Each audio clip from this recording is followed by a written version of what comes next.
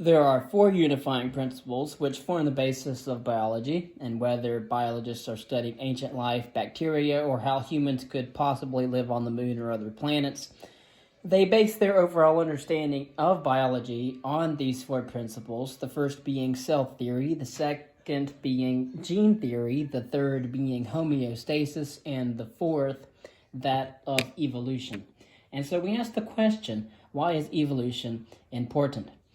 Well, the discovery and understanding of the processes of evolution represent one of the most powerful achievements in the entire history of science.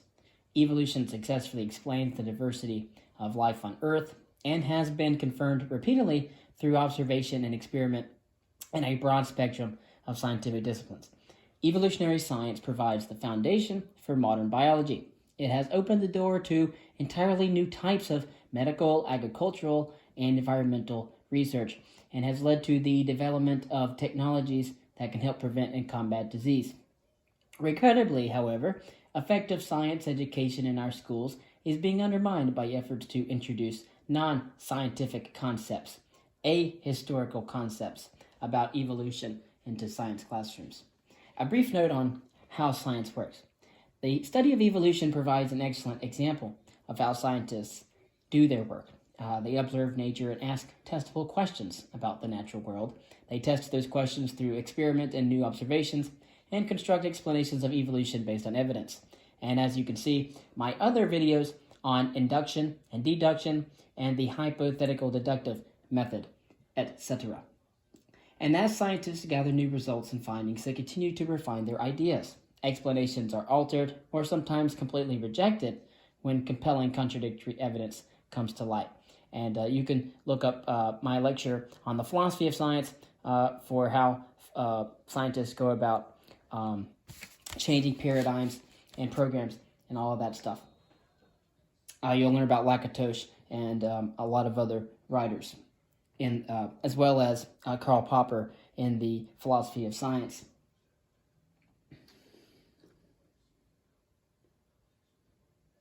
The explanation becomes a scientific theory. And it becomes a scientific theory when it becomes so well established, the explanations of science, that no evidence or new evidence is likely to alter it. Of course, not so in science. Science, the word theory, refers to a comprehensive explanation of an important feature of nature that is supported by many facts gathered over time. Theories also allow scientists to make predictions about as yet unobserved phenomena. And a theory is the most strongest level of certainty within science. In order to topple a theory, you pretty much have to undermine every single fact that the science has produced hitherto. A good example is the theory of gravity. After hundreds of years of observation and experiment, the basic facts of gravity are now understood. The theory of gravity is an explanation of those basic facts. Scientists then use the theory to make predictions about how gravity will function in different circumstances. Such predictions have been verified in countless experiments, further confirming the theory. Evolution stands on an equally solid foundation of observation, experiment, and confirming evidence. It has also been repeatedly tested and confirmed. We all know from our experience that biological traits pass from parents to offspring. Of course, sometimes traits change between generations. If a new trait results in an offspring doing better in its natural surroundings and environment and producing more offspring than also inherit the trait, that trait will become more widespread over time. If the new trait makes the offspring less able to survive and thus leave fewer offspring, the trait will tend to fade from existence. Natural selection is the process by which some traits succeed and others fail in the environment where the organism lives. For every type of life we see today and the biodiversity of the entire biome, there were many other types that were unsuccessful and became extinct. Of course, now we know that 99% of all extant species that have ever roamed the planet are now extinct. And of course, scientists no longer question the basic facts of evolution as a process. The concept has withstood extensive testing by tens of thousands of specialists in biology, medicine, anthropology, geology, chemistry, and other fields. For example, paleobiology only being one of those. Discoveries in different fields have reinforced one another, and evidence for evolution has continued to accumulate over 150 years. Concerning the fossil record, the concept of evolution is supported by fossil findings in rock layers from different ages of Earth's history.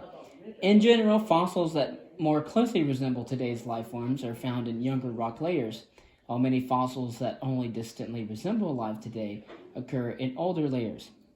Based on such findings, naturalists propose that species change over time. Natural selection has been identified as the driving force behind these changes. Since then, scientists have found an overwhelming number of fossils in rock layers of different stages or strata that repeatedly confirm the changes in life forms that are predicted by the theory of evolution. And concerning DNA research, molecular biology, or biology on a molecular level, and genetics have revealed how evolution works at the level of molecules. Unknown when evolution and natural selection were first proposed, in the year 1859, genetics has shown that traits are passed from parent to offspring through DNA, a molecule in all living things that directs how cells grow and reproduce. DNA studies support findings from other branches. For example, species that appear to be more distantly related from their positions in the fossil record are found to have correspondingly greater differences in their DNA than species that appear more closely related in the fossil record. For example, we can see a comparison of the human and chimp DNA genome sequences for the gene that encodes the hormone leptin, which is involved in the metabolism of fats, reveals only 5 differences in 250 nucleotides. Where the human and chimpanzee sequences differ, the corresponding nucleotide in the gorilla can be used to derive the nucleotide that likely existed in the common ancestor of humans, chimps, and gorillas. In 2 cases, the gorilla and the human nucleotides match, while in the other 3 cases, the gorilla and chimpanzee sequences are the same. The common ancestor of the gorilla, chimp, and human is most likely to have had the nucleotide that is the same in 2 of the 3 modern-day organisms, because this would require just 1 DNA change rather than 2. Concerning common ancestry, there are common structures and behaviors among many species. A person writes, a cow walks, a whale swims, a bat flies, with structures built of bones that are different in detail, but also remarkably similar. When fossils are compared to one another in structure and in age, it becomes clear that an ancestral species gave rise to an array of successor species with the same basic arrangement of limb bones. And as new findings have repeatedly demonstrated, for any 2 species living today, their evolutionary lines can be traced back in time until the 2 lines intersect in a common ancestor. The fossil record, DNA research, the evidence that species have common ancestors, and other findings add up to overwhelming evidence that evolution by natural selection is how life on Earth arose and became diverse as it is today. I recently spoke with the Director of Biodiversity and Conservation at the American Museum of Natural History. And so we can see that nature imposes a direction to evolutionary development. For example, although dolphins are more closely related to humans than they are to sharks, they have evolved bodies adapted to an aquatic environment. For example, we are actually more closely related to salmon than salmon are to sharks.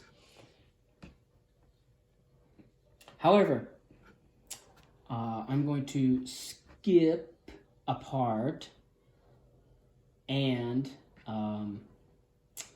talk a little bit about the authoring committee. These are members of the National Academy of Sciences, members of the Institute of Medicine, and the Council of the National Academy of Sciences. The National Academy of Sciences is a private, nonprofit, self-perpetuating society to which distinguished scholars are elected for their achievements in research.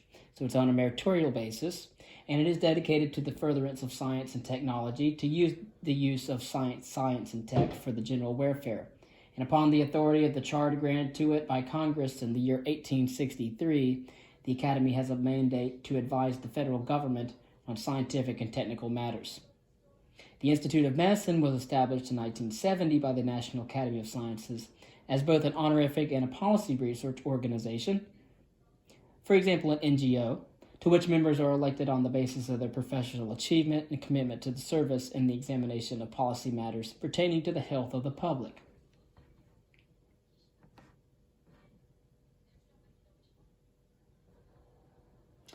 And And you can read even more if you're interested. There's an article as well on medicine and the challenge in countering resistant strains of harmful bacteria.